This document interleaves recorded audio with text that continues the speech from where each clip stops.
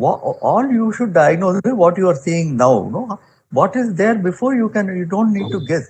She can be having anything. 101 things she'll be having. We don't know. Why can't you say just she may be having some acute coronary syndrome, acute myocardial infarction with heart block? That is more quite possible. Is that possible? Yes, sir. Then It could have been a STEMI, right? RCA territory with heart block. no. Again, don't go to RCA. Do you have any evidence of Or RCA LA, territory? any. No. Do you have No, any no, evidence no. of RCA? Initially, Do you have any evidence of RCA territory now? no, sir. It can Then be then anything. It then can why be then why Antroval then MI why also, sir. then why do you volunteer that information? From the history and physical examination, all you can conclude is that he probably may be having a myocardial infarction with heart block. That's all. Right? Yes, sir. Okay. Any Yes, other sir. possibility?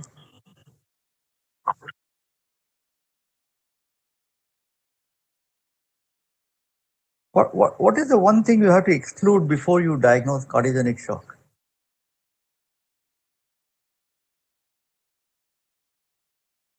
One factor, Hypovolemia, sir. hypovolemia. You have to exclude hypovolemia before you diagnose it, because this lady has been unwell from morning or afternoon. She may not be taking anything orally, and therefore hypovolemia is quite possible. So without ruling out hypovolemia, please don't talk of cardiogenic shock. Okay, any other possibility?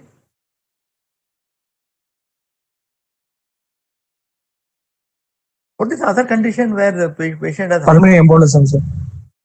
No, let me finish my question. You jumped my question. Even pulmonary embolism will have tachycardia. So don't, that's not the right answer. What is the one condition, which other condition which produces hypotension with bradycardia?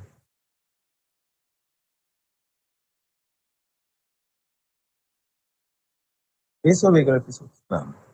So haven't you heard of pain-induced bradycardia and hypotension? Didn't he tell you that the pain is, can you go back to the previous slide? Didn't Surya tell you that she's having very severe chest pain, and even when she came to the hospital, she still was having continuing chest pain? Okay, next slide. Can't it be a vagal reaction to pain? Yes, sir. So, hypotension with bradycardia, the first thing which comes to you is vagal stimulation, vagal syncope, pain-induced vagal episode. The other possibility, of course, is myocardial infarction with heart block. Yes? Yes, sir. Okay, whatever condition, the myocardial infarction may be due to coronary thrombosis, maybe due to dissection, whatever it is, but whatever is, it has caused heart block. That is the underlying, irrespective of what caused the original occlusion, but it caused heart block. These are the two conclusions. Am I right? Yes, sir. Okay. Yes, sir. Then what else? Pulse or feeble, all peripheral pulse, cold extremities, cardiovascular heart sounds are heard but feeble. Does feeble heart sound convey anything to you? Depressed myocardium, sir. Okay. So it just may be just acute hypotension, myocardial hypovolemia, any one of these with bradycardic and all, everything can cause, but that doesn't necessarily sound anything. Okay. Okay, next slide, please. So we keep both these things in mind. Acute myocardial infarction with bradycardia, with a heart block. And of course, we can also say continuing pain due to whatever reason, myocardial infarction versus dissection, and versus any other cause of pain. Any other cause of this sort of severe pain that you can think of, the chest?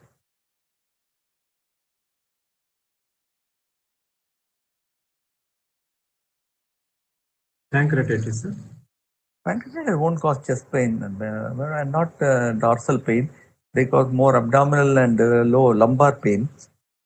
But yes, there are some causes like esophageal tears and aortic rupture and all, but those are all very unusual causes. So at the moment, we'll stick to these. Yeah, somebody said Surya, you said something? Esophageal rupture, sir. Esophageal rupture. Yeah, esophageal rupture can cause extremely severe pain, and it also causes posterior chest pain. So esophageal rupture, cardiac sphincter rupture, those are all causes of excruciating pain. Okay. Okay, go on next. Then, So what Radha, what would you do now? Sir, so first I'll take an ECG, sir. Oh my God. At the same time, How long will you take to? No, I mean, See, sir, when I once she's ask you put the on the bed, question, just connect the. when I ask you the question, you must understand why I am asking that question.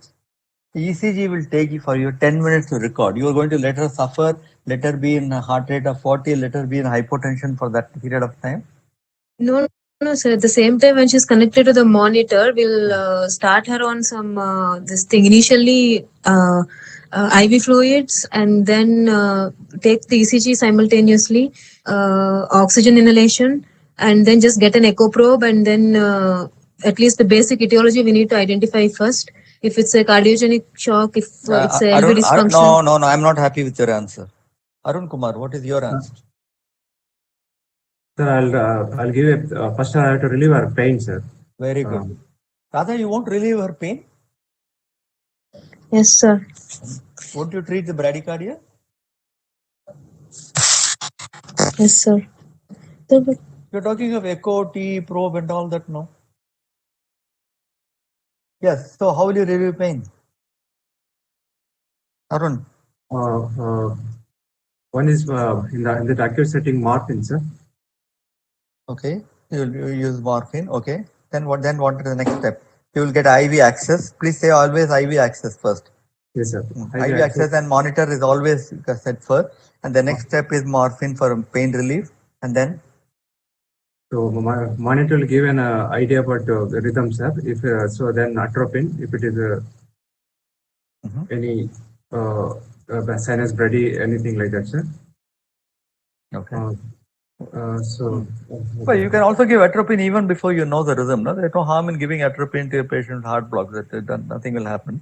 But it's atropine for bradycardia, because especially since vagal bradycardia is quite likely in the card, one of the first things to do is to give atropine and put her leg up to maintain cerebral perfusion. Elevate her leg end. Yes, sir. When she is having drowsy and diminished cerebral blood flow, you have to put her in a Trendelenburg position. You know what is Trendelenburg position? Yes, sir. Yeah, leg up, and then immediately give atropine and give volume. What will you give? IV fluids? Yes, sir. I'll give IV fluid, sir. What IV fluid will you give? Saline, sir. Normal saline.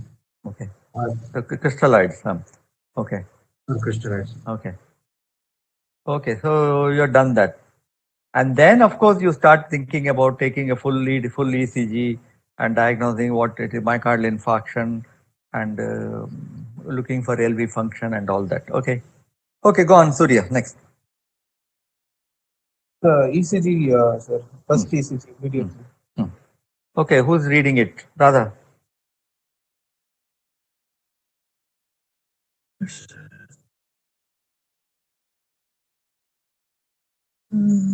So this is a 12-lead 4-channel ECG. Patient is in sinus rhythm, sir. Sinus bradycardia with a heart rate of. Don't worry about heart rate. He already told you 40. No, come on, 40. Go on. So there is left axis deviation. T inversions, anterior leads, sir.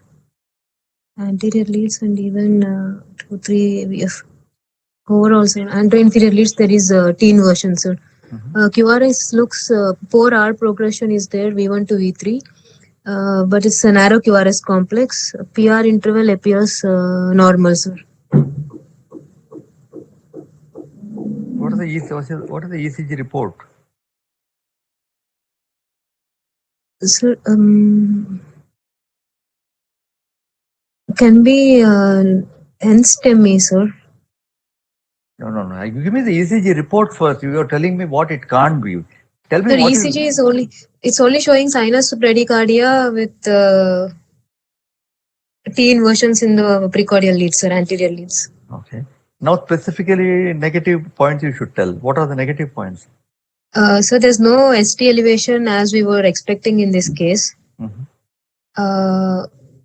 And the AVL in AVL the R wave is actually more than 11 mm nearly.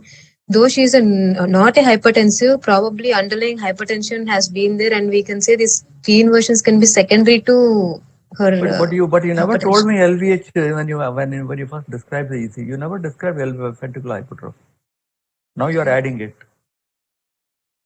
There is a very strong evidence of left ventricular hypertrophy. No, Yes, AVL the single lead criteria AVL 11. Yes. single AVL criteria is very strong evidence.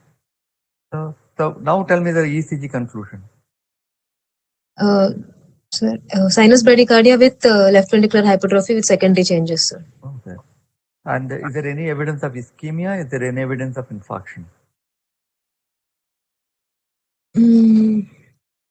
No, sir. Because that is what you are suspecting, no? You never. Yes, not there, sir. So you should tell that. Okay, so now what's your impression? What is the next step?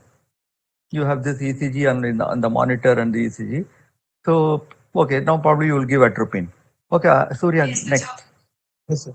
She was treated with injection atropine, sir, and subsequently her heart rate has improved to 96 per minute. Her initial BP after atropine measured to have 130 by 80 millimeters of mercury. She was started on IV fluids as well during the time. But patient still had a severe wincing back pain and chest discomfort. Subsequently, we have measured the four-limb BP, sir. Just after some 10 minutes, it showed right upper limb 190 by 110, left upper limb 180 by 110, left lower limb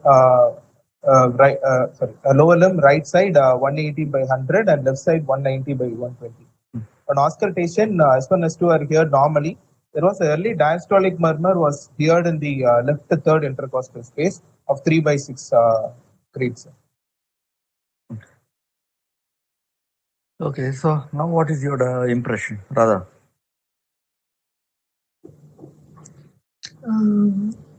So she has responded well to atropine, and then What is your impression? So don't give me the reasons now. So this Impression. probably is a case of acute aortic dissection, sir, with aortic regurgitation. And that all? Yes. What about response to atropine? You don't want to comment on that?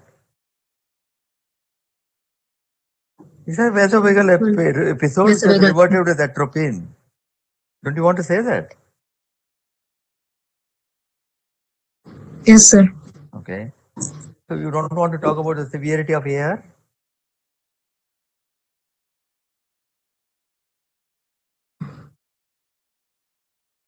(180), sir, moderate AR, sir, moderate to severe. Wide pulse pressure, 190 by 120, 180, 100. Severe AR, sir. Severe AR. Acute severe AR. Arun Kumar, you agree with her? He says it is a dissection of aorta with severe AR and a vasovagal episode treated by atropine. Do you agree with that? Only the AR appears to be mild only, sir. Why? But she says pulse pressure is more than 90, therefore it has to be severe. Sir, sorry, sir, it's actually acute AR, so we can't go by pulse pressure in this case. This accelerated hypertension is secondary to previous she being a hypertensive and dissection. So you want to revise your diagnosis? Yes, sir, because S1, S2 are heard normal and it's only 3 by 6 EDM. Yeah, mild to maximum moderate, sir. That's all, mild to moderate AR. No, but you said wide pulse pressure. What happened to that? No, it's an acute AR, sir. So she won't develop peripheral signs. It has nothing to do with acute AR. AR is judged by not only by pulse pressure, but the level of the diastolic pressure. If AR has wide pulse pressure, along with a low diastolic pressure. A wide pulse pressure can be present in any hypertensive patient will have a wide pulse pressure. So 190 by 110 is not at all suggested. In fact, it can have no AR also. Just a wide pulse pressure is not enough to diagnose severe AR. A severe AR has to have a low diastolic pressure. So Yes, the sir. At diagnosis least is below wrong. 70 usually. No, but the diastolic pressure has to be low before you talk of moderate or severe AR. If there is no evidence of moderate AR, there is no evidence of severe AR. It's only a early diastolic murmur which is telling you AR, and the diastolic pressure is 120. Therefore, it cannot be moderate or severe. It has to be mild. What is the presentation of an acute severe AR? Which patient? How will we present to you? Pulmonary edema, sir? Then this lady is in pulmonary edema. No, sir. No, sir. Then how did you diagnose severe acute AR? Okay, you can diagnose severe, mild acute AR. That I agree. Don't say severe acute AR. The AR is mild. Okay, so now you said dissection. How do you know this AR murmur not present even before the episode of chest pain?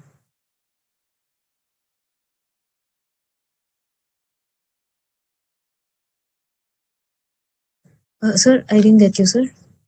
How do you know that this AR murmur developed only now? Maybe she has got chronic EDM already present.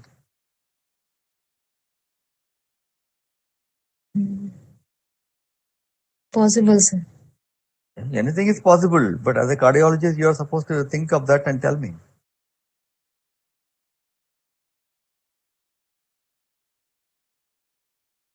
I want to know, did you ask for any more questions from Surya about the patient? Now is the time to ask him some questions. Yeah. Any past history of breathlessness or palpitations? No, that he already told. No, she doesn't have.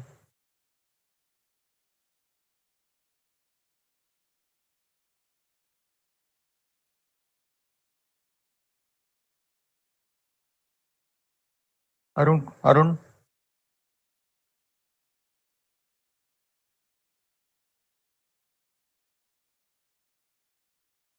What question do you want to ask from Surya now?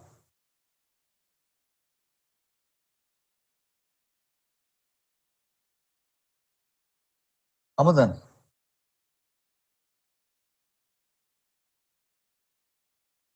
Hello. Amadan not there? Yes, sir. What question do you want to ask?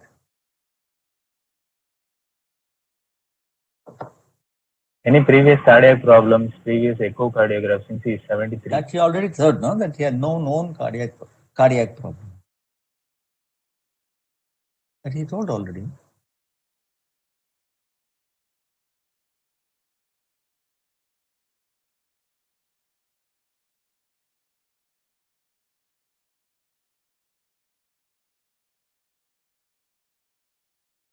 What are the, no, I will ask you an MBBS like question. What are the causes of dissection?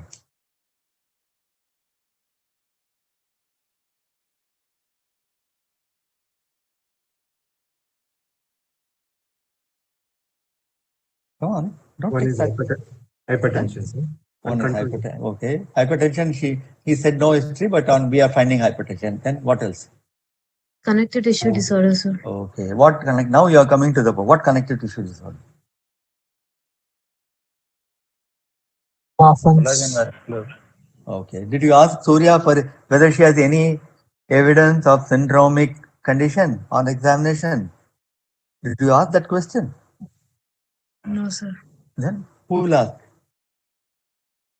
So what are the conditions which can be associated with this thing? Which cardiac wise they may not they may be normal, but they may visible. Patient can be visible. Anybody is looking at the patient will tell you that the patient is not normal. What are the syndromes? Marfan, Segler-Danlos. Marfan, Ehlers-Danlos. What else? Noonan syndrome, Turner syndrome. Turner syndrome. the collagen vascular diseases, any acquired condition, any acquired factors can cause dissection? Trauma, sir. Trauma, yes. Did you ask for a history of trauma? No, sir. Then who will ask? I'm telling you, I'm giving you a practical point. This patient has come to you, Surya is present. I'm now asking you, you are diagnosing dissection and you are not thinking of all these conditions. Don't you have to ask her, did something hit your chest that day?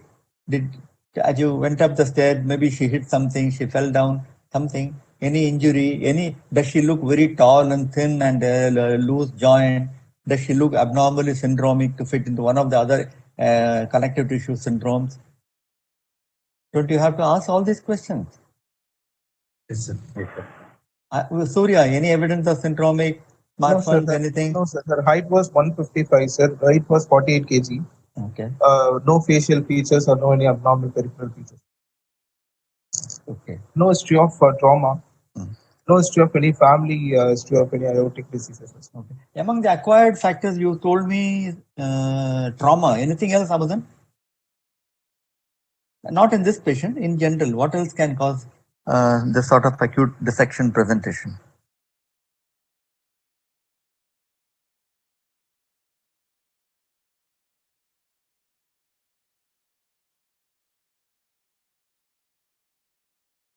Previous recent catheterization, recent device procedures, recent balloon dilatations of coarctation, procedures like TAVI, coronary artery bypass surgery, any open heart surgery where the aorta has been cannulated. All these things are ripe situation for aortic dissection, aren't they? Okay. Huh? Yes, Yes, sir. sir.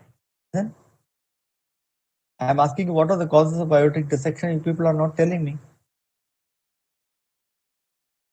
So at this stage, when you're thinking of dissection, you're supposed to think of all these things.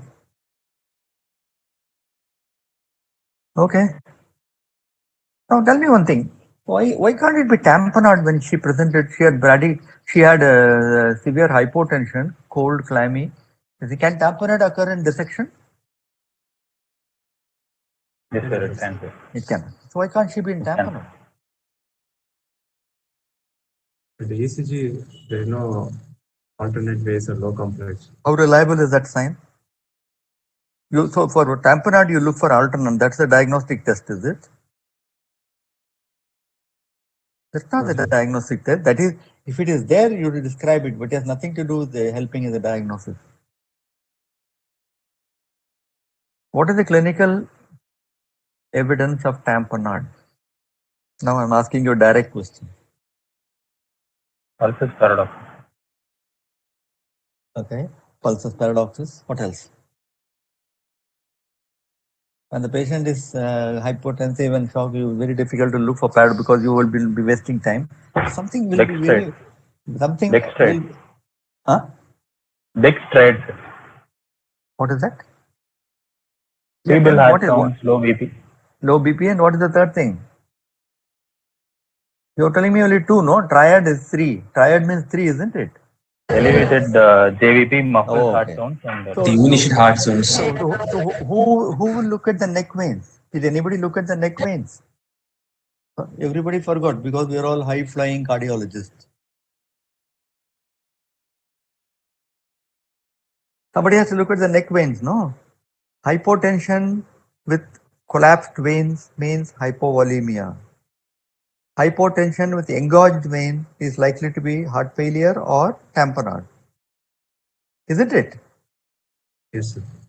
yes, sir. So hypotension, immediately you look at the neck veins, whether he's got volume depletion or venous pressure excess. Surya, what was the venous pressure? J was not elevated, sir. Okay. So is it possible that it was tamponade? No, sir. Unlikely. So these are all questions you must answer, no? These are not very high flying stuff. Nothing from And the one more thing, sir. The patient has responded to the atropine, sir. Can it point Okay. against Yes. tamponade? And bradycardia is also against it. Bradycardia doesn't occur in tamponade. Tamponade causes tachycardia. Okay, Yes, sir. right. So now what do you do, Arun?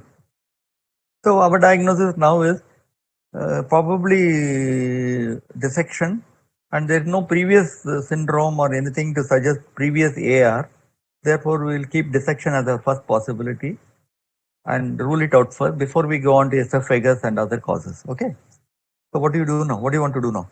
Now I want to bring down the BP, sir, by parenteral hypertension, vasodilators, like nitroglycerin.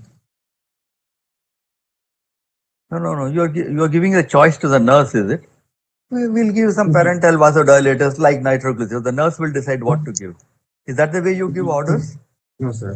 Sorry, sir. I'll start NTG, sir. NTG at a rate of 5 or 10 mics per minute. Okay. And then I'll monitor the every 10 minutes BP and titrate the dose, sir. What do you think, Radha? What is your action first? Sir, we need to start her on NTG, sir. Target PP usually around systolic pressure around 110 to maintain end organ perfusion, and resting heart rate should be around 60, sir. Why do you want to reduce? Why do you want to use nitroglycerin? Is it a good drug to use in dissection? So sodium nitroprusside is better, sir. In what way?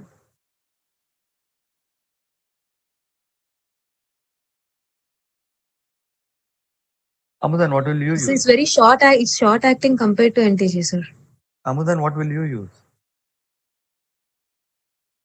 Sir, more available, commonly available in our NTG, sir. SNP is drug choice, but SNP has many difficulties. It has to be covered and from light.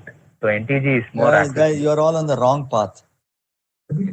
Vasodilators, is it a good drug to use in the presence of dissection?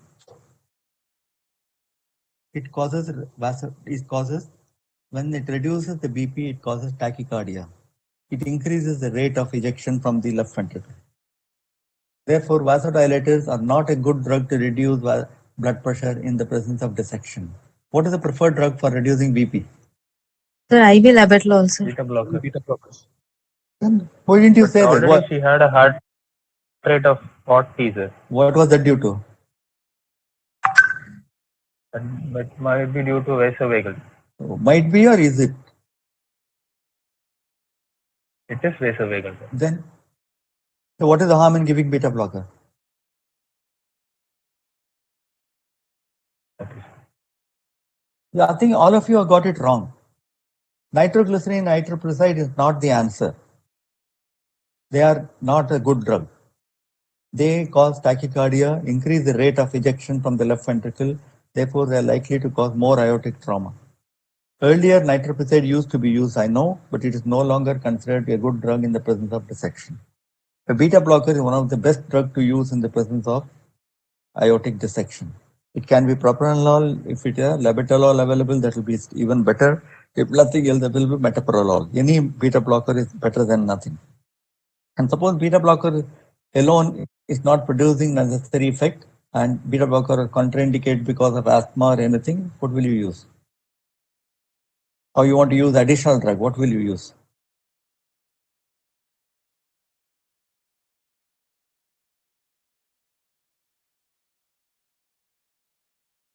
Dilzam or verapamil, sir.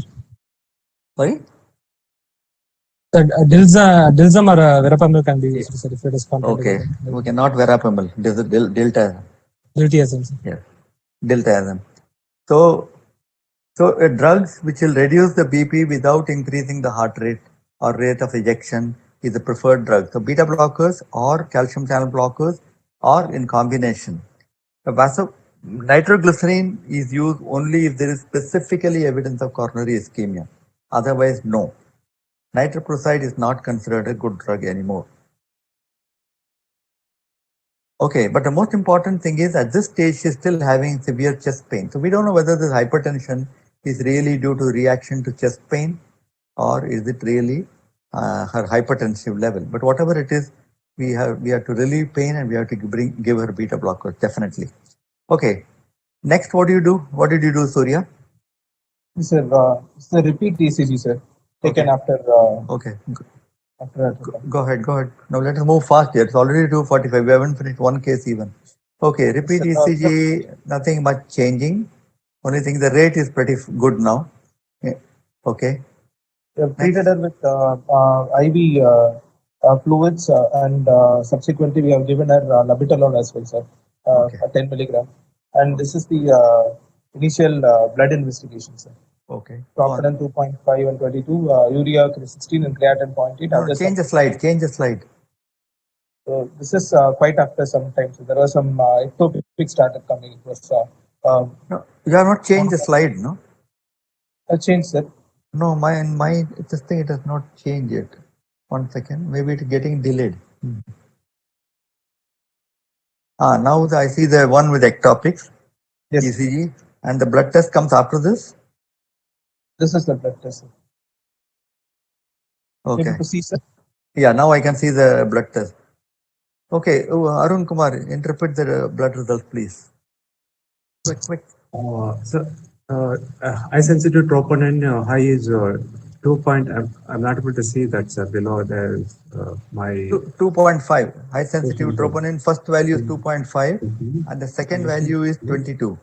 22, sir. So there is an increasing this is I don't know about normal values in that lab, but 22 is I feel it's increased, sir. Okay. And urea creatinine in a normal range, sir. So now, what is your diagnosis? Anything? You are thinking of dissection. Now troponin is high. What is your next impression? So there is myocardial infarction involvement is there, sir, along with the dissection. So now to infarction. But ECG showed no evidence of infarction. Remember? Yes, sir. So you want to change your diagnosis from dissection to infarction?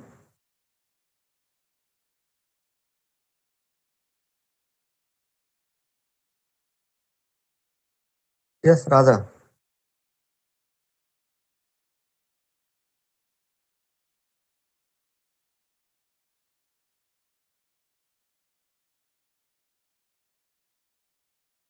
Are you there?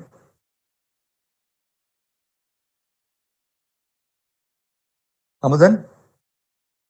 Sir, high sensitivity troponin is not significantly elevated. The first set is 2.5, which is negative, less than 10, and the second set is 22. So my first diagnosis would be still aortic dissection only. Why is the troponin elevated? Aortic dissection, ascending aortic dissection can involve coronary arteries, sir. Can cause MI No, also. but coronary artery involvement is the ST segment should have changed, no? Where is the evidence of coronary involvement?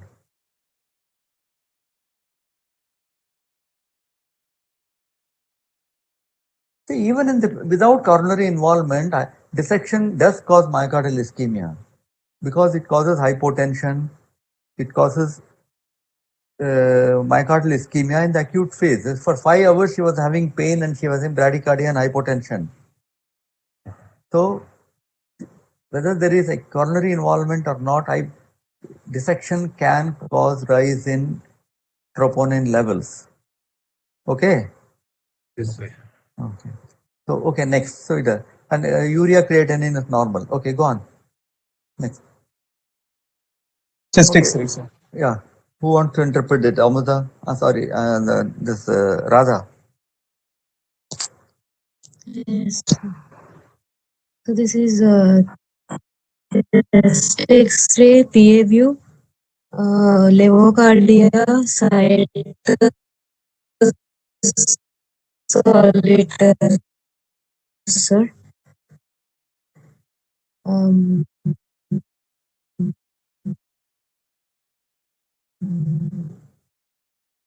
There is cardio.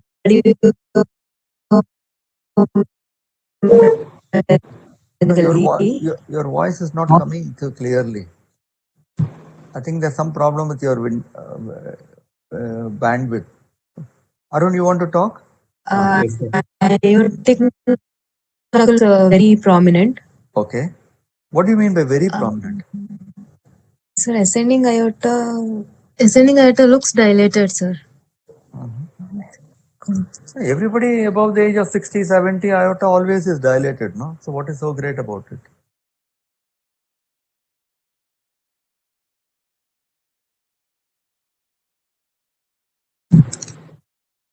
Arun, what is your comment?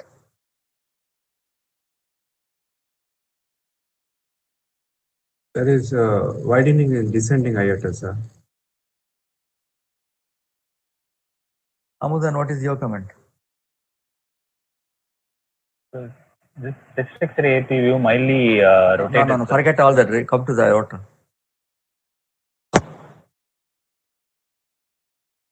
The ascending aorta is dilated. Sir.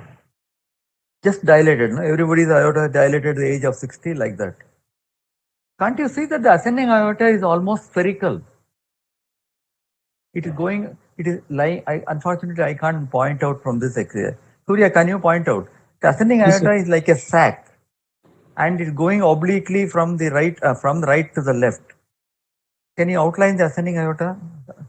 No, you're going. Don't go up to the knuckle. Just the ascending aorta. Yeah. The right border of the ascending aorta is okay. Where is the left border of the ascending aorta? Yes. Okay. So can't you see that the ascending aorta is like a huge sac? It's a very markedly saccular dilatation of the ascending aorta, and it's going all the way up to the arch of the aortic knuckle.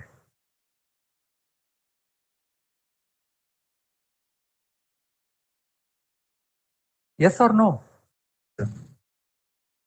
You understand what I mean by ascending aorta dilatation? Yes. It's not only the right border. You can see actually the left border of the ascending aorta very well through the heart. So ascending aorta is very markedly dilated. So what does it mean?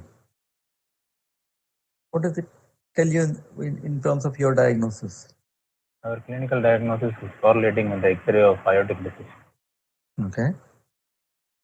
Okay, go on. Next one. Echo, sir.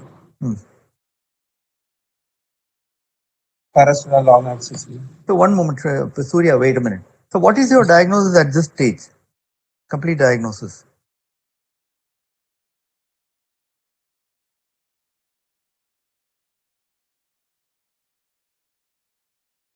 Arun, Radha, anybody? Acute ascending aortic dissection with accelerated hypertension, sir.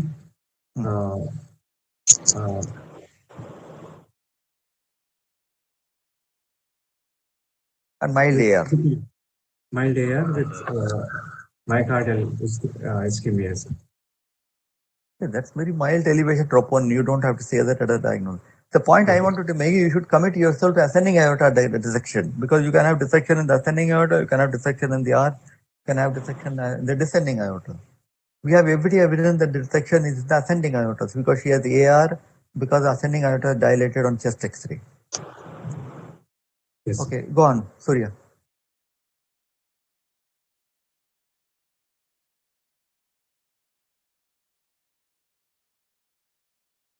Describe. You describe, Surya. We are taking. So parasternal long axis view, which is showing normal LA size, and LB is also appears to be normal, and RB is normal. The mitral valve appears normal, sir, and the aortic valve is also opening and closing properly. I could see a dissection flap which is arising from the sinotubular junction, sir, here, this region. Okay. Next one. Next clip, sir. Next clip. Parasternal short axis view. The echo looks, the anterior segment looks mildly hypokinetic, sir. Rest of the LV contracting well. Anterior segment appears mildly hypokinetic, and there is mild concentric LVH as well, which is denoting towards probably patient had a. Next. And RV appears normal, sir. The measurements at the level of aorta's aortic diameter ascending aorta is about 3.2. Sinus at the level sinus is 32. Ascending aorta was 33. Sir. LA appears normal. So how do you explain this, Arun? He's saying aorta is only 32. That's not dilated. So, but we thought on X-ray aorta is very dilated. How do you explain this?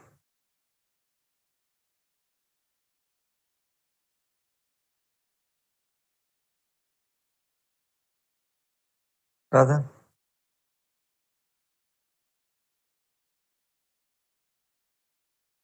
Ramudan?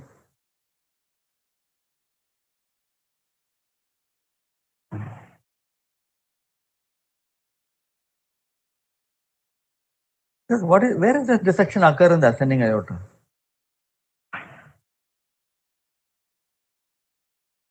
Which is the commonest point for dissection in the ascending aorta?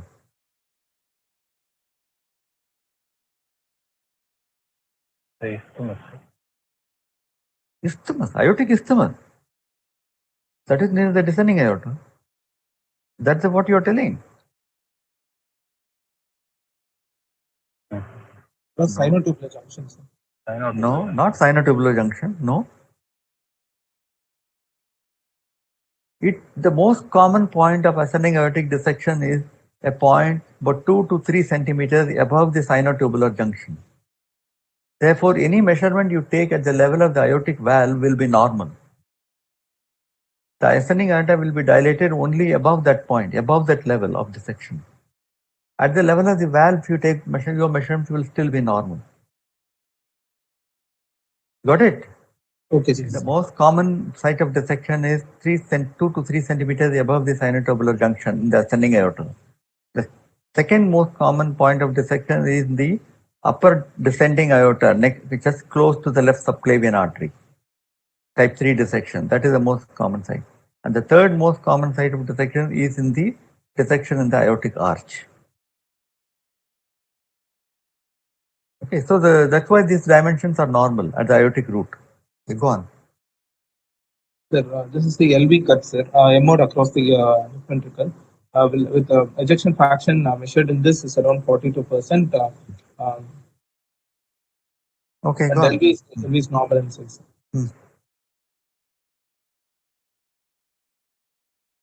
Next. This is aortic short axis view, sir, which is showing a tricuspid aortic valve, which is not calcified. The opening and closing of the aortic valve appears normal, sir. But during the closure, I could see a small area, non-coaptation, through which the jet of aortic regurgitation is.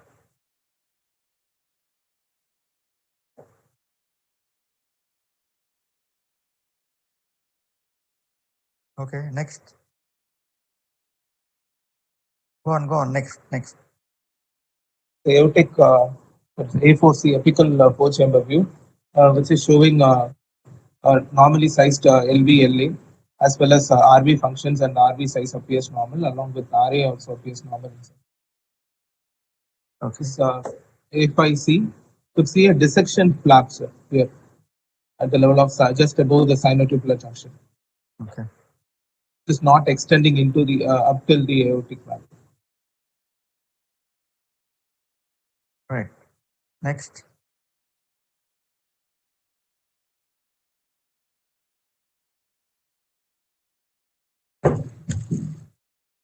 No, let's go to next. Go to echo. There's nothing more, isn't it? So at the end of echo, what's your impression, Arun? Ascending aortic dissection with accelerated hypertension. Okay, that's all. Yeah. What is your next step? Arch. Extent. I want to show the extent in the echo. Okay. So you answered my question. Sorry. Anyway, go ahead. So we have to show the extent of dissection. This is the aortic arch. I could see a nice intimal flap. It's extending into the descending aorta as well. Okay.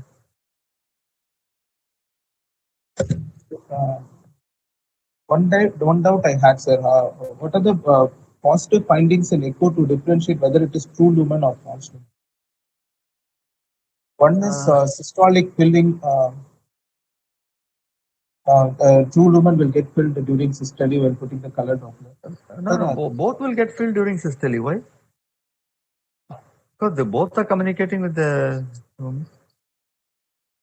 Both are communicating with the lumen. Why they both will fill with systole? There's no difference in phase. Echo wise, I think you'll have to. We'll discuss it separately. I need some diagrams for that. I think we'll discuss another day. Okay, go on. Okay. Okay. So the section is starting from ascending aorta, going into descending aorta. Next. Abdominal aorta. What do you see here? Section flap is.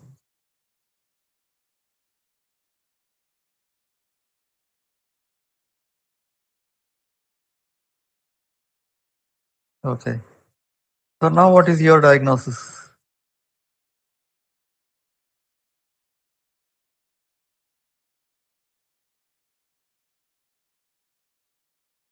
Arun?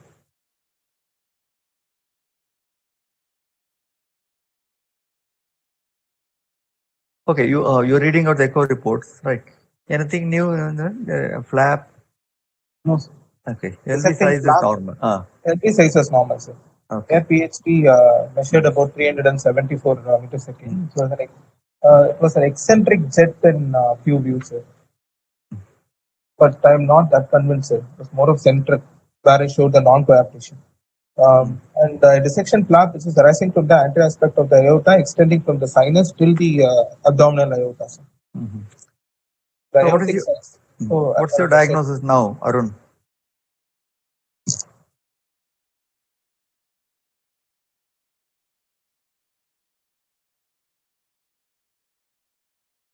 You're taking too long. Come on. Anybody can answer. Sir, it's type A Stanford. Okay. So now from ascending aortic dissection, it is seemed to extending into the all the way to thoracic and abdominal aorta. So it becomes much more extensive than before.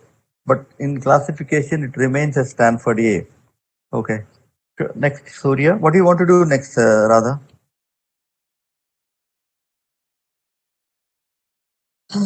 Sir, usually type A dissections, the mortality rate is very high, sir. So control the blood pressure. Emergency. Okay. She needs emergency surgery, sir. Okay. Control the BP. We already gave labetalol and we give necessary. We give diltiazem, and then we gave pain relief. We are giving volume and all that. Now we have not great. Now you want emergency surgery. Do you want to do any more tests before you do surgery, or you're happy with the diagnosis? So CT aortogram, sir. Why do you want to have CT? Sir, to see if there's any involvement of subclavian carotid and any renal involvement. Is there any? Can't you make out from other finding? Can't you make out whether carotid is involved by just clinically examining arm pulses, arm BP, carotid pulses, and renal parameters are normal? And why do you want to know whether the renals are involved or whether the so you Because can, it helps. how does it help? That's what I want to know. So you can reimplant the renal artery. It helps us to plan for the mode of repair we want to do, sir. If at all we have to use any conduit or. So when you are repairing ascending aortic repair, so you will repair the ascending aorta, then you will repair the carotid, then you open the abdomen, repair the renal arteries, open the femoral artery, and repair the femoral artery. Is that what you do?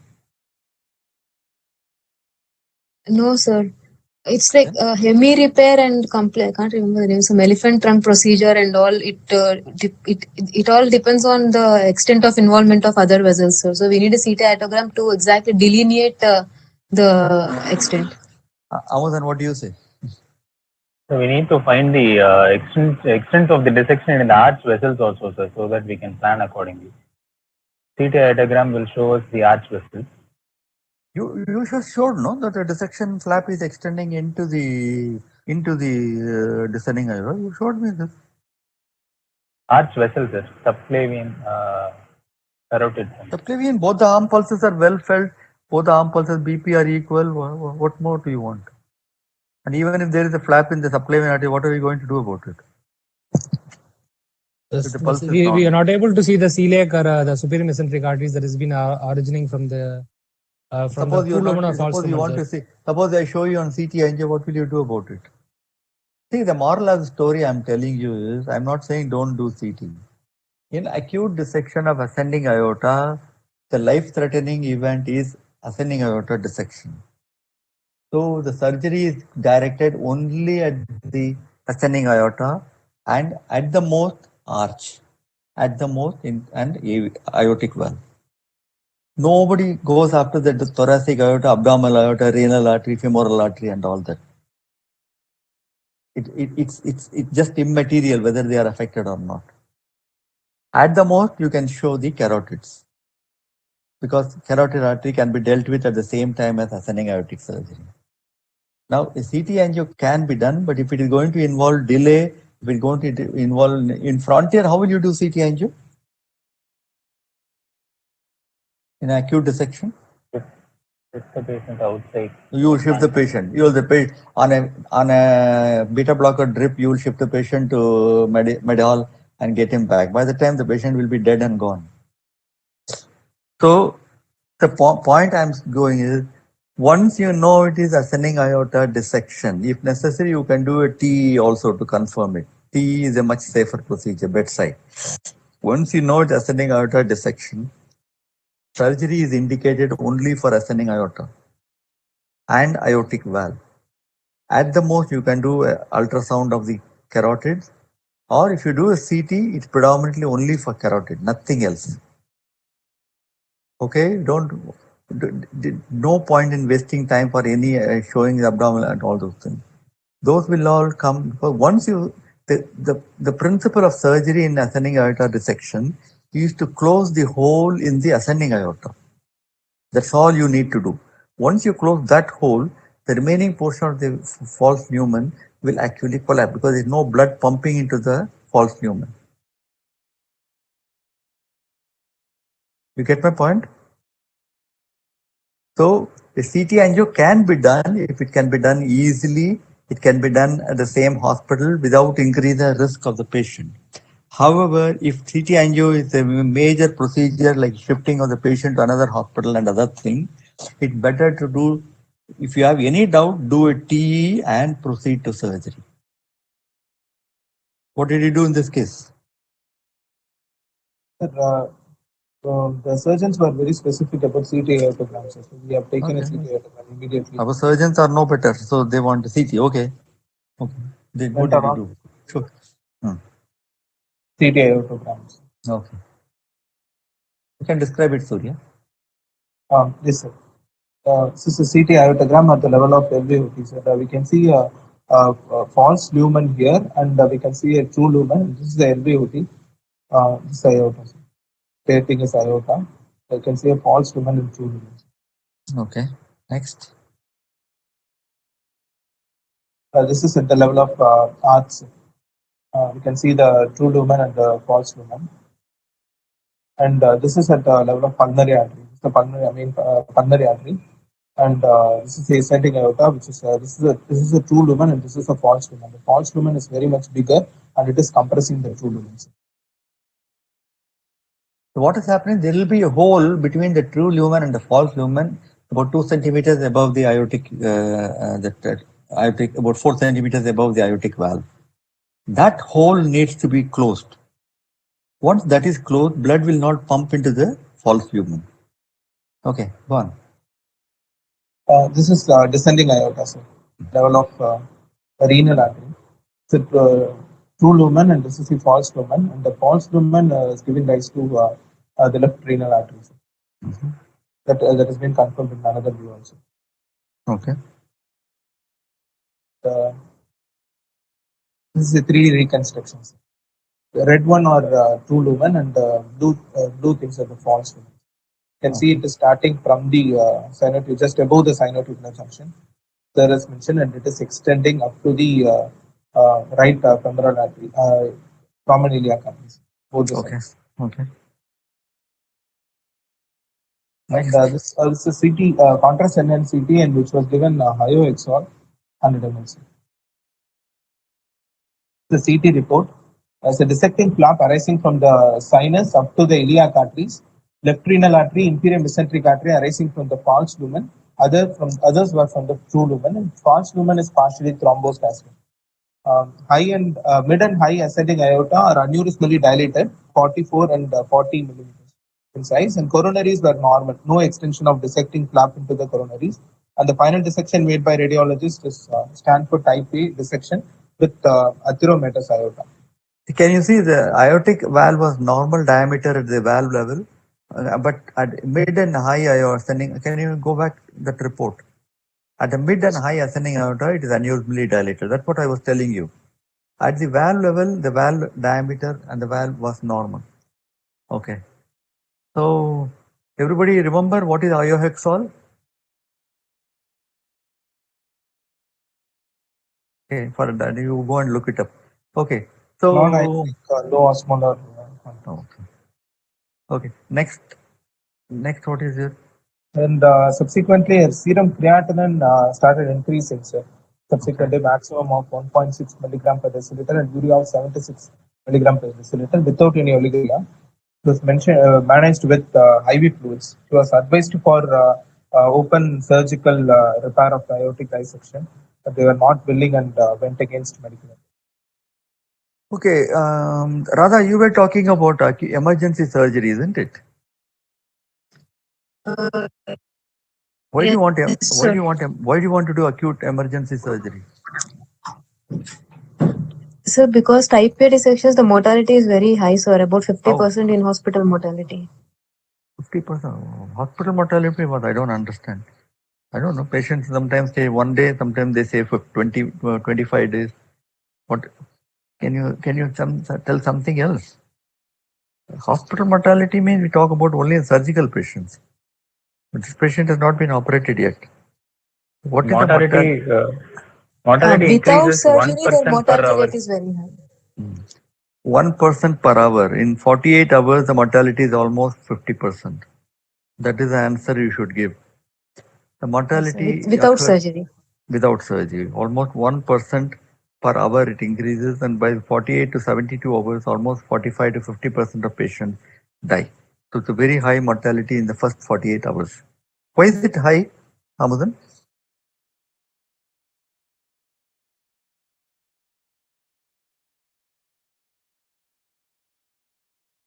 You read it is high, but you didn't read why it is high.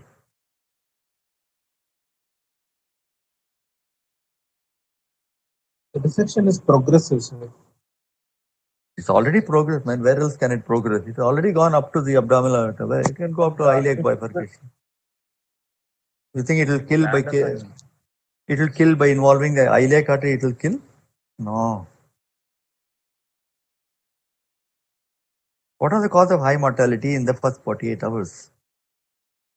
What are the causes of death in dissection? In other words, that's all I'm asking. Cardiac failure, sir. Huh? Can cause acute heart failure, sir. Come on, there is no AR. How can it cause acute heart failure? Yes, it can cause some patients, but not in this case. One is acute heart failure is one cause. What are the other causes of death? Sir, rupture and cardiac tamponade. Yeah, rupture. Rupture is different. Cardiac tamponade is different. Rupture of the aorta. Can't you see that the blue? Can you show that volume rendered image? Yes. That blue. What is that blue is made up of? What is this thing? What is this thing? That's the false lumen. False lumen means what is it covered with?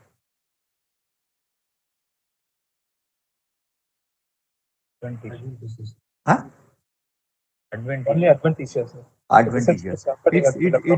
It is a cavity which is tense with aortic pressure, but it is covered only with adventitia, nothing else. It's a very thin layer of adventitia holding back aortic pressure. So If this ruptures, the patient dies. If this ruptures into the pericardium, it causes tamponade. If this ruptures the pleural cavity, it causes hemothorax. It can rupture into the bronchus, it causes massive hemoptysis and the patient dies.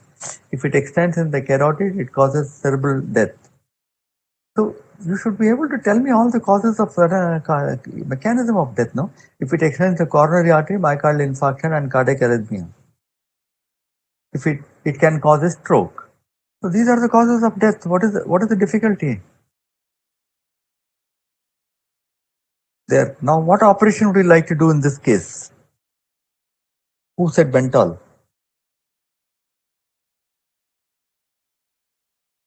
Surya, you said Bentall. Myself, sir. Yes, sir. Huh? Yes, sir. What is Bentall? Repairing of the ascending aorta along with aortic valve replacement, sir. Okay. So With repairing of the ascending aorta or replacement of ascending aorta? replacement with Teflon grafts. When you repair, you always replace. When you repair, you always replace a short segment where there is the dissection has occurred. Okay. So why do you want to replace this aortic valve?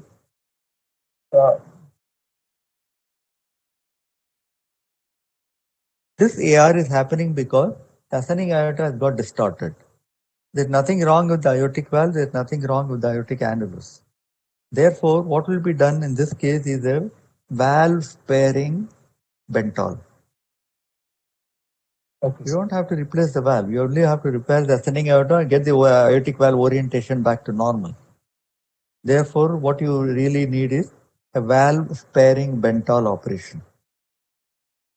Okay, sir. You understand? Yes, sir. Okay. So when did she go home? Show me the last slide. Just went on the third day, sir. Third day. So what is the probability that she is alive now? How many days now over since she went home? 10 days, sir. 10 days. What is the probability she is alive now? 40%, sir. 50 to 60% usually die at the first 20 days. Sir. So 40 to 50% die in the first 48 hours. Another 10 to 20% die in the next 1 week. If 10 days have passed, there's a 30 to 35% chance that she may be alive. 65% chance that she is dead. Did you try to find out whether she is alive? No, sir. I didn't call it. Tomorrow I will call it. Oh, come on. You should have done it, no? Maybe she didn't get surgery done because we told her valve replacement also.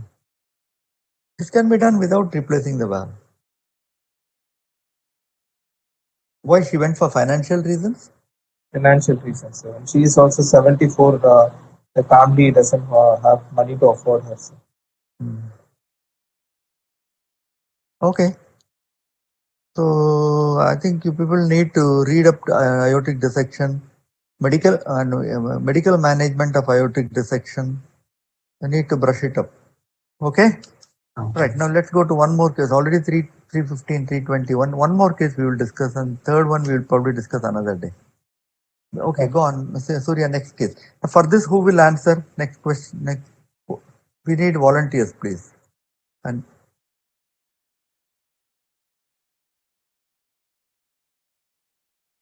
okay, is have to answer. Manoj or Shailen, one of you. What is your impression at this stage, and what things come to your mind, and do you want any more information from Surya? Sir, any history of syncope, pre-syncope previously, sir? No syncope as of now, sir. Only episodes of palpitations were there, multiple episodes, so at least 3 to 4 for the past 1 month. They are lasting for less than 5 minutes. Okay. Anything? So your any other question? So penicillin when was also it ask. started, sir? Penicillin when was it started? Just started 15 days before. Sir. Before she came here, she consulted elsewhere, and she was started on heart rate controlling medication and oral penicillin. These are the 2 drugs which she told. But she still is continuing on the penicillin and rate controlling drugs. Am I right? She Yes. was on when she came. When she came, she was on. Okay, sir. Okay, if your questions are over, you have to tell me your impression now. Sir, probably the past, the family history of sudden cardiac death, one at 25 years and another at 27 years, and history of dyspnea and exertion with palpitations on and off. And our brother also had one history of strokes at the age of 40 years. So first thing is an hypertrophic cardiomyopathy, which can have the dyspnea and exertion with palpitations. Also on examination, the patient is blood pressure is normal, sir. So blood pressure is 110/80, and there is an high pitched mid-systolic murmur at in the left lower sternal border. So first thing is hypertrophic obstructive because of the mid-systolic murmur. I thinking of obstructive hypertrophic obstructive cardiomyopathy, sir.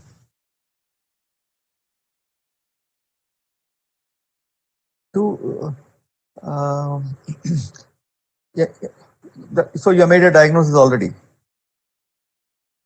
First Shailendraji, possibility you want- is the yes. first possibility is hypertrophic obstructive cardiomyopathy, sir. But you But never second- told you. Yes, sir. You never said there is any other possibility. You seem to be 100% sure. Sir, but the other things that can be taken into our consideration is an aortic stenosis, sir. But the aortic stenosis or rheumatic heart disease, these are things that other things that can be considered. But in aortic stenosis, if there is a bicuspid aortic disease, it is most commonly in the males. This is a female, and the blood pressure is 110/80, sir. And there is no other things. There is no carotid thrill or nothing is there, sir. There's just it is lower left sternal border only. We are having the murmur, sir. So aortic stenosis is can be kept in a lower possibility, sir. Or it is a very less likely, sir. And rheumatic heart disease with a very short duration of history of 6 months of dyspnea with the palpitations on and off, it is also very less likely, sir. Shailendra, how would you, if the examiner asks you what is your impression or what is your approach to this case, how will you answer that? Exertional dyspnea with palpitations, with the sudden cardiac death in the family. Together, my first provisional diagnosis, differential diagnosis, my first differential diagnosis will be an hypertrophic obstructive cardiomyopathy. But I also want to keep in the things like a dilated cardiomyopathy. Okay. Dilated cardiomyopathy also. Yes, Okay. sir. And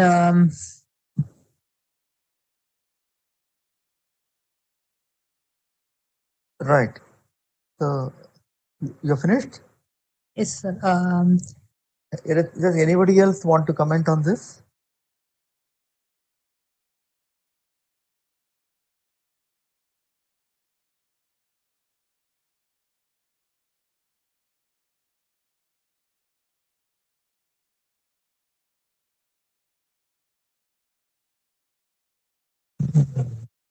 Who wants to comment?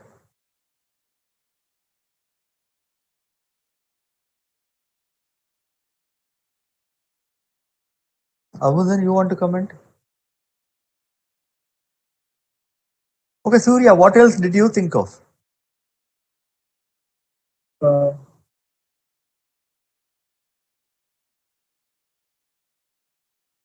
Was my first differential diagnosis was HOCM.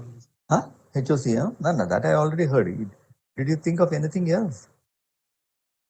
Come on, guys, your approach is very, you're all already fixed in your mind, hypertrophic cardiomyopathy, you've made up your mind. So you're unable to think of anything else. That's the problem with you guys. What you are getting, you have not examined this patient yet. Most of the people who are answering questions have not examined. So, high pitched mid-systolic murmur in the left border is there. Okay, I agree. But then, whenever you are trying to make a list of differential diagnoses, what you should do is you should take the strongest point or the most definite point and make a list of all the causes that can explain that particular point. What is the most striking point in this patient's history? The most striking point Family in history, this sir. is a strong three out of four siblings have died. Isn't that the most important thing? You fellows are all concentrating on the murmur and dyspnea, murmur, dyspnea. I find the more important thing is that three people have died in the family. Am I right or wrong? Yes, sir. Yes, sir. And all of them have been relatively young. 25 years, 25 years, 27 years, 40 years. What is the criteria for a premature sudden death? Less than 45 years, sir. Less than 45. So all three have died prematurely. Premature death. Therefore, it must be related to whatever condition she has. And when three siblings have a particular problem, what is the type of inheritance? Dominant, sir. Huh? Dominant. Sir. What dominant? Autosomal dominant. Autosomal dominance. Can it be X-linked? Can this be X-linked or autosomal recessive? No, sir. Brothers are also affected, sir. Yeah. Brother and sister. So therefore, it is an autosomal dominant disease causing sudden cardiac death. That is the answer I want from you. Hypertrophic cardiomyopathy may be one of the causes, but what is striking at your face is familial disease with an autosomal dominant inheritance causing sudden cardiac death. Now I will ask you a MBBS-like question. What are the causes of familial sudden cardiac death? Now you will give me a list. Tuck, tuck, tuck, tuck, tuck, tuck, tuck, tuck, you will give me. I know. But you're not giving it to me when I give you a practical question. What are the causes of sudden cardiac death? Long QT syndrome, Brugada's, Okay. So first is hypertrophic cardiomyopathy. hypertrophic Second cardiomyopathy. is heritable dilated cardiomyopathy. Third is Marfan's. Marfan's can die suddenly with aortic dissection. Yes, Can sir. Marfan's die suddenly? Yes, sir. Marfan. Arrhythmogenic RB dysplasia? Yes, sir. Yes. Brugada syndrome? Sir. Yes. Yes, sir. Catecholamine induced paroxysmal BT? Yes, sir. Yes. So why don't you talk about these things? What about WPW syndrome? What about familial heart block?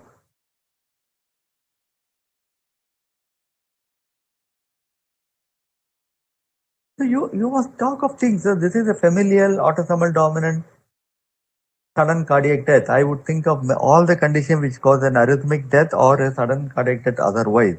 So it includes hypertrophic cardiomyopathy, inherited dilatory cardiomyopathy, Marfan syndrome, arrhythmogenic RB dysplasia, long QT syndrome, Brugada syndrome, catecholaminic ventricular tachycardia, WPW syndrome, heritable complete heart block.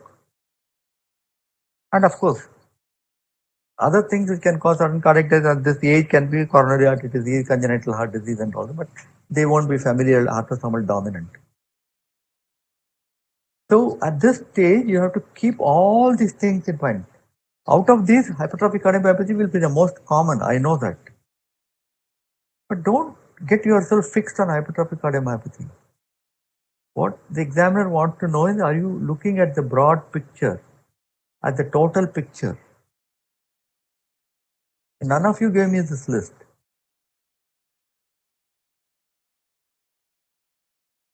Okay, so we have a big list we should consider. Remember, don't straight away jump to hypertrophic cardiomyopathy. Simple test will tell you it's hypertrophic cardiomyopathy. If you look at the echo, you will know. I know that. But then you have to keep everything in mind. Because suppose the echo is normal, then you have to know what to look for in the ECG. Okay, let's see what is the next step.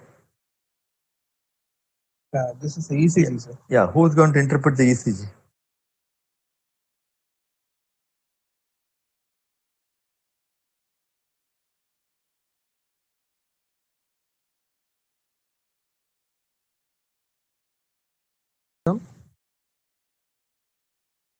Standardization, I'm not able to see, sir. With the heart rate as around 60 per minute. P-wave axis is normal, sir. QRS is around 100 milliseconds. With the criteria satisfying for the LVH, sir. There is an T-wave inversion that is significant. T-wave inversion is seen in V2 to V6, sir. There is absence of the Q waves in the V5, V6, sir. The T-wave inversion is also seen in the AVF, 2 AVF also, sir. 2-3 AVF also. You done? Um, So Yes, sir. ECG diagnosis, ECG report is what? Report the ECG. Sir, there is a mild intraventricular conduction delay. Is that the most important finding in the report? sir. You will write that first. No, sir. The LVH with repolarization abnormalities is present, sir. Possibly the pressure overload situation is there, sir. Anything else?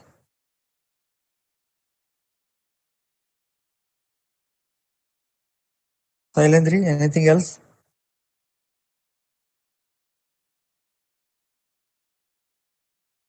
Deep T wave inversions in V1 to V6. Yeah, that he already told, no? LVH is strain, he already said. Anything else I'm asking? So there But is you know- no ectopics or anything is there, sir, right now. But you never no. told me anything about long QT syndrome, Brugada syndrome, you know, WPW. So you never told me anything all those. So you don't want to look for all those. If you don't tell it, I assume that you're not looking for it. There is no evidence of a Brugada, sir. There is no QT seems to be normal, sir. QT seems to be normal, sir. ARVD.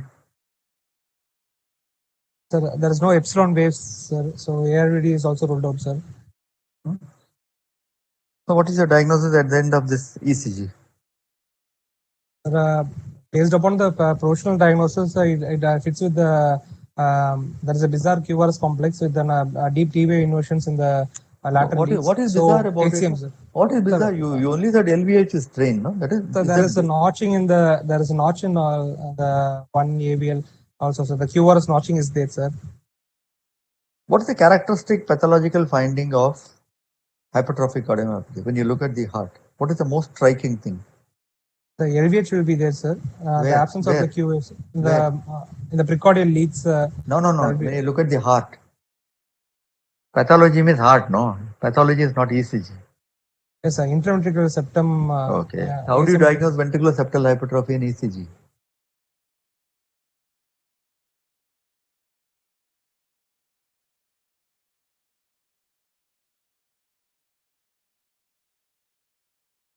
Anybody else? Deep dagger shaped Q waves in precardial leads. Where dagger shaped? I never heard of dagger shape. Okay, that could be possible. So you look for dagger shaped Q waves, is it? So in Yes. this case, do you have septal hypertrophy or not?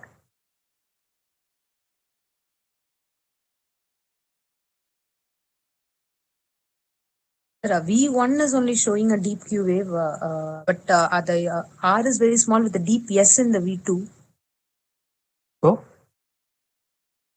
So that Q wave in V1 is normal. No, sir, it's abnormal. What does it indicate?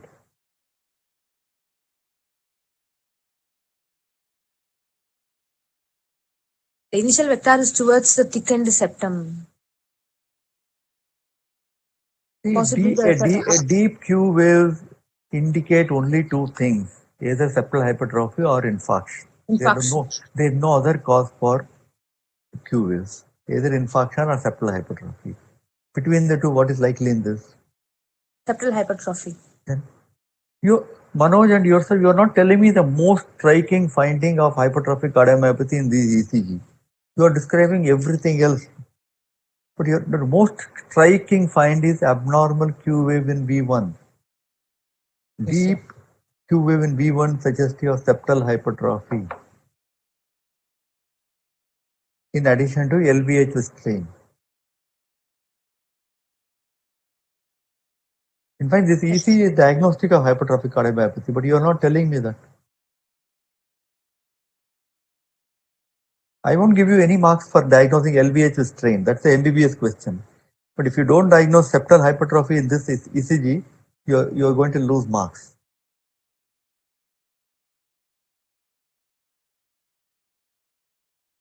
You understand? Yes, sir. This is marked septal hypertrophy with very abnormal septal hypertrophy with LVH strain pattern. In addition, I do not find any evidence of pre-excitation, long QT syndrome, epsilon wave, or Brugada syndrome. I would like to say that also. There is no evidence of left atrial enlargement because in dilated cardiomyopathy, generally I find the left atrium will be enlarged. So I do not find any evidence of left atrial enlargement. So these are all the things which I would like to say in this ECG. And I think at the end of the ECG, my diagnosis would be hypertrophic cardiomyopathy. Now I can say hypertrophic cardiomyopathy. You people said hypertrophic cardiomyopathy at the history, which I didn't agree. But now you are not telling me hypertrophic cardiomyopathy when you are seeing a classical finding. This is hypertrophic cardiomyopathy, nothing else. Okay, sir.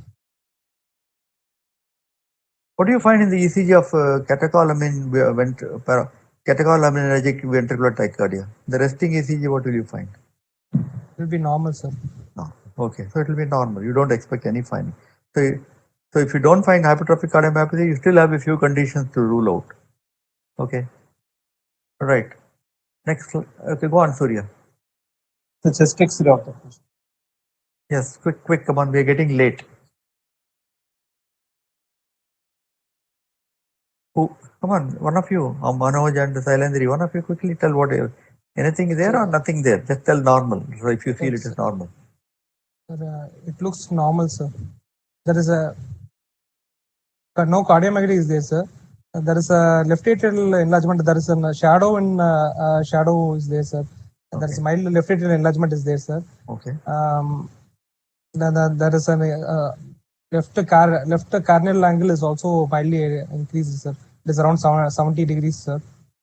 75 degrees, sir. And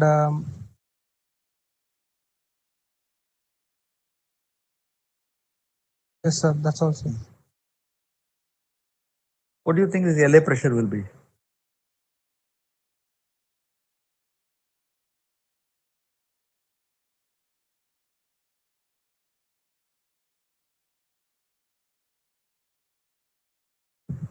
So it should be around 12 to 18, sir. 12 to 18 from normal to abnormal range you are giving. That is like saying it BP will be from 80 to 240. That doesn't help me.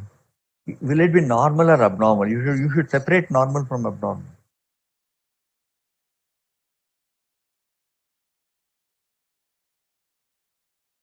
Between 15 to 25. You are exaggerating. 25, this lady is not in pulmonary edema. She has some exertional dyspnea. She has some LA enlargement, and you didn't point out that the upper lobe veins are prominent. She has some definitely upper lobe veins are prominent, and I can see horizontal lines here. So definitely there is pulmonary venous hypertension. The LA pressure must be around 16 to 18 at least, not necessarily 25, but LA pressure is elevated. Okay. Okay, next. Echo, sir.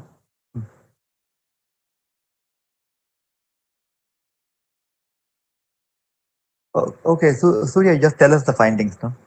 Yes, sir. The patient had go to the report. Okay, sir.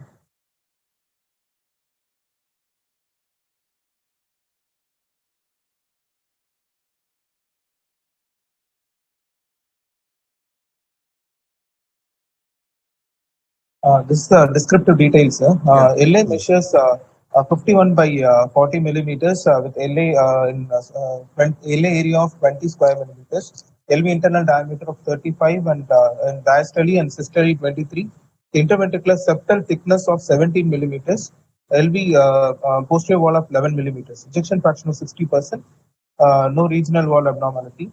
Asymmetrical septal hypertrophy was there.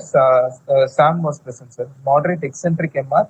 The LVOT resting gradient itself 72 millimeters of mercury and the mid cavity gradient of 59 millimeters of mercury.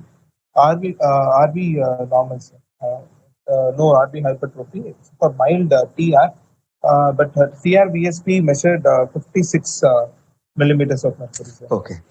So, okay, Manoj, you have to tell me what is your comment on this Excel? Do you accept all the findings, or you're finding some fault with this echo report? Sir,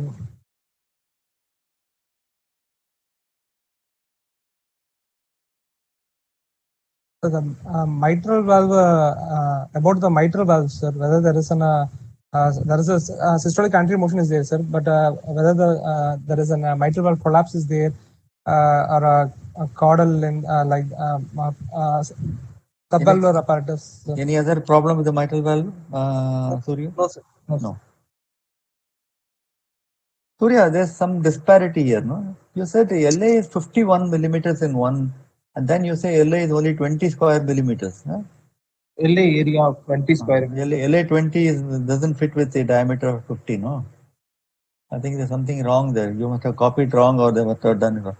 LA area 20 square millimeters must be still normal, whereas 50 is abnormal. Okay. It doesn't fit with each other. Okay? Okay, sir. Right. So you have a diagnosis of hypertrophic cardiomyopathy. Tell me one thing. No, wait.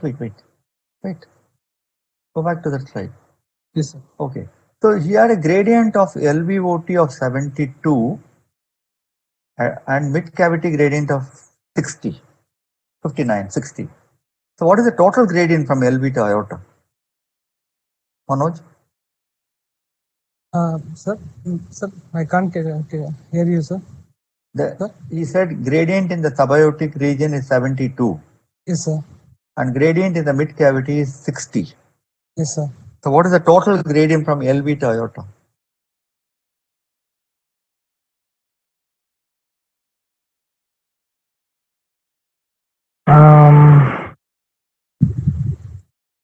It should be 72, sir. It is a 72. Yeah. Why do you're right. Why do you say that? So the mid cavity gradient is the mid cavity gradient could be due to the SAM, sir, but the real gradient exists at the LVOT, sir. So it is still a gradient, no? What gradient, do you mean? Then I want to know what is the total gradient from LV apex to aorta. What will be the gradient? That's 72, sir. But you are not explaining, no? There is a gradient of 60 at subvalvular mid level, another gradient 72 at LVOT. That's what Surya is telling. So I want to know what is the total gradient from LV apex to will be the LV apex to aorta gradient. So there may be mild gradient between the mid cavity due to the earlier systolic obstruction, sir. But don't say he is giving you a value 60. Yes, the 60 millimeter of mercury, the gradient will be there at due to the hypercontractile segment in the mid cavity. If I measure LV apical pressure and aortic pressure, what will be the difference? That's what I'm asking. That is 72, sir. So what happened to 72 gradient? You're not explaining to me the answer. Anybody else can explain to me? I don't think you have understood.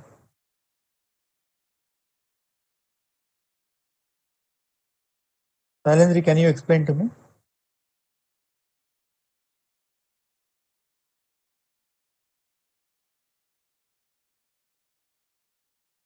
Okay, Amudan.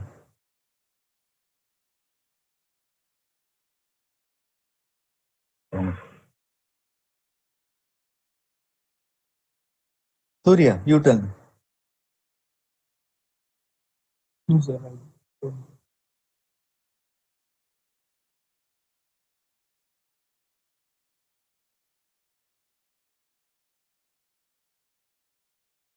Guys, you don't know the principle of Doppler? I think you should all go and understand the principle of Doppler.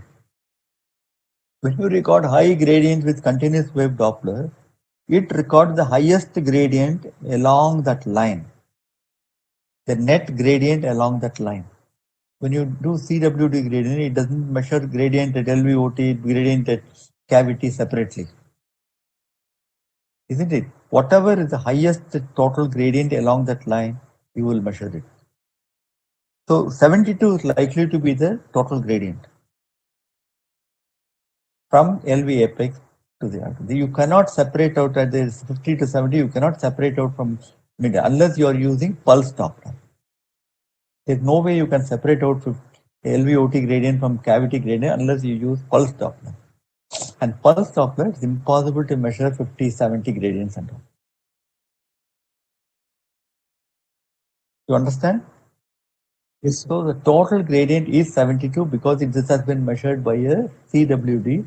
And CWD will measure the highest gradient along the path, the total highest gradient along the path, the net total of all the gradients along that line. Get my point? yes. Okay, why is the RV pressure high?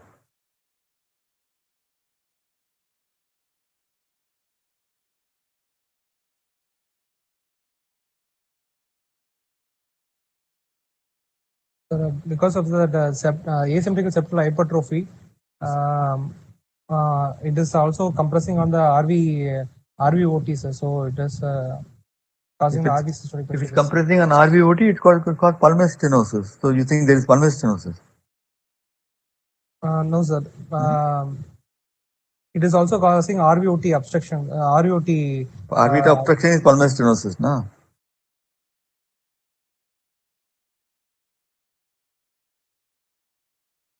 There is a dynamic, sir. So the RV systolic pressure. Simple answers you want to complicate. Silence, you want to try? Why there is pulmonary hypertension? Hypertrophic cardiomyopathy, restrictive filling, diastolic dysfunction. So left atrial pressures are high. It has been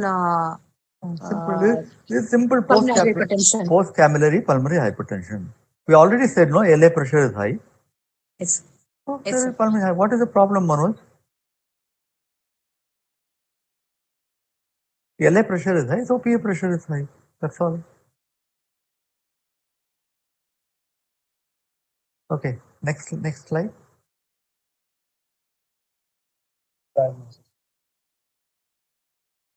Okay, hypertrophic cardiomyopathy, moderate MR, normal systolic function, gradient of 72, mildly dilated LA, moderate PAH. Now what?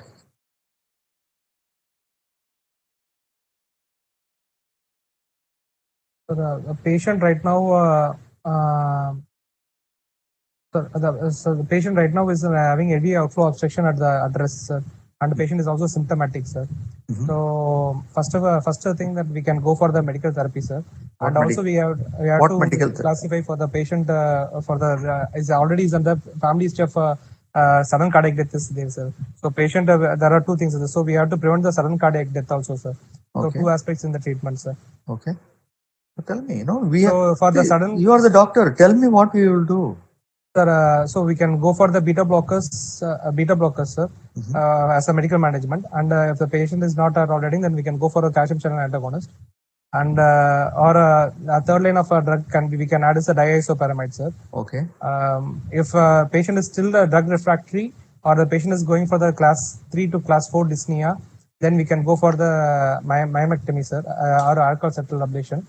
And we also patient should also be considered for the ICD, sir, as the patient is already having a family history of sudden cardiac death.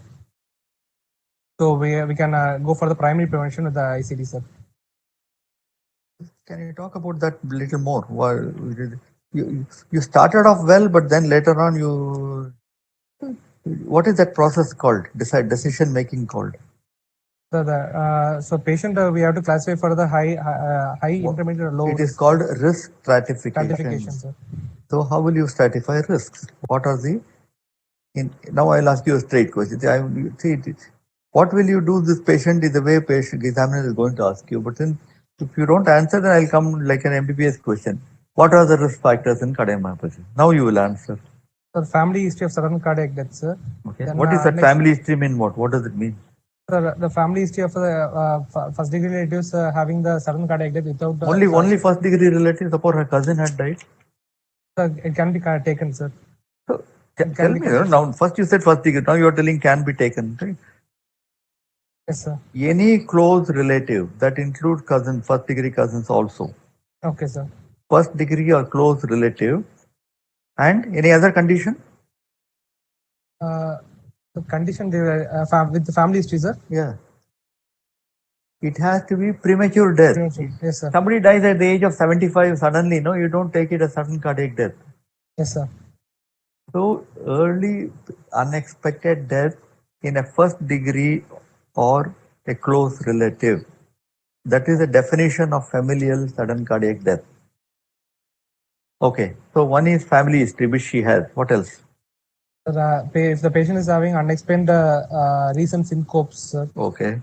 Two. What else? Or multiple non-sustained VTs on ECG, ambulatory ECGs, sir. Okay. Three. Or during the exercise, the patient is going to have a hypotensive decrease in the BP of more than 20, sir. Okay.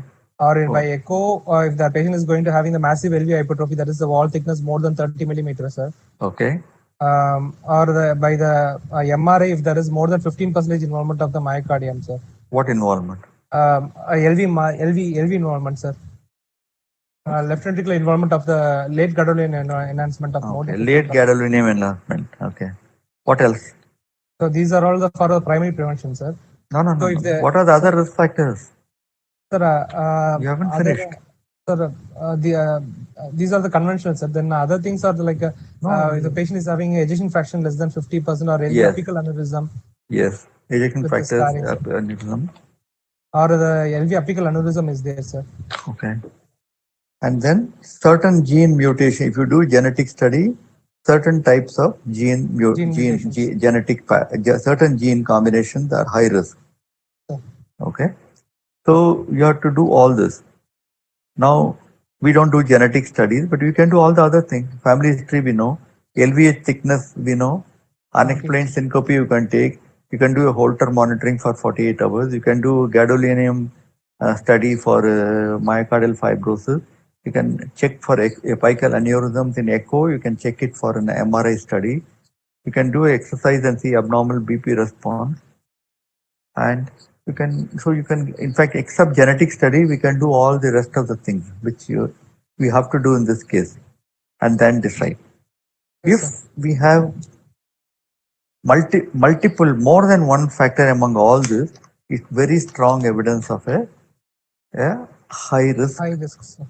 What do you mean by high risk? What, 90% mortality or 95% mortality? What do you mean by high risk? What do you mean when you say low risk patient of hypertrophic cardiomyopathy or high risk case of what is the difference? Don't know, sir. Huh? High risk. No, I can't hear you. Sir, that is the mortality is the 5% per year. Don't know, sir. 5% per year? Oh my God. 5% per year means high risk, sir. In 5% per year means in 10 years, 50% will be gone. You think that is the mortality in hypertrophic cardiomyopathy? No. More than 6% in 5 years. Okay. So there are different criteria given, but you fellows should all be aware that European Cardiac Society has given a calculator, just like a coronary disk calculator. There is a hypertrophic cardiomyopathy risk calculator. And that, according to that risk calculator, they have divided into 3 categories: low risk, moderate risk, and high risk. So a 5-year risk of less than 4% is considered as mild. It's a 5-year risk. Okay. Normally, hypertrophic cardiomyopathy is expected to have a good survival, almost the same as normal people. Most hypertrophic cardiomyopathy do not die. So the high risk ones have about 1% per year. 1 to 2% per year itself is bad. We don't like it. So if the mortality in 5 years is less than 4%, it is considered low risk. If the mortality is between 4 to 6% in 5 years, it is moderate. And if it is more than 6%,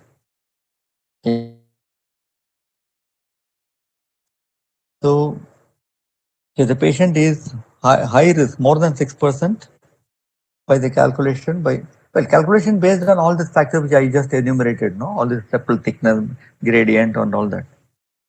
If it is more than 6%, it's an indication for ICD. If it is 4 to 6, you may or may not put an ICD depending upon your clinical judgment. For example, if you get a score of 5% in this lady, probably you would still go ahead and put it because 3 persons have already died in the family. So that way you take a call. And if it is less than 4%, probably the risk will be mild and therefore you can follow up and not do a ICD. So 4 to 6 and above 6, that is the cutoff. You have any more slide on this, Surya? She was started on detail also treatment, 25 milligram BD, and Okay. and Oh, she hasn't come back yet. MRI and Holter monitoring. Okay. So that's what we will do. So you would, when she comes back, you do a full risk stratification and decide and even apply the criteria in the European Society calculator and find out what is the percentage of risk she falls into. Less than 4, 4 to 6, and more than 6. And then decide whether she needs a ICD or not. Even if she comes in 4 to 6, this lady will receive an ICD because she has got a very strong family history. Okay. Trouble will be if she gets a score of less than 4. Then we won't know what to do. Then probably you have to look for additional things like MRI evidence of fibrosis and blah blah and all that. So, but just for academic reason, you must do a risk stratification and let us know what you find. Yes, sir. Okay. Right. I think I'll stop here. The third case we'll discuss some other time. Okay, sir. Okay. Yes, sir. Right. Surya, very good cases. Very, very useful for discussion. Okay.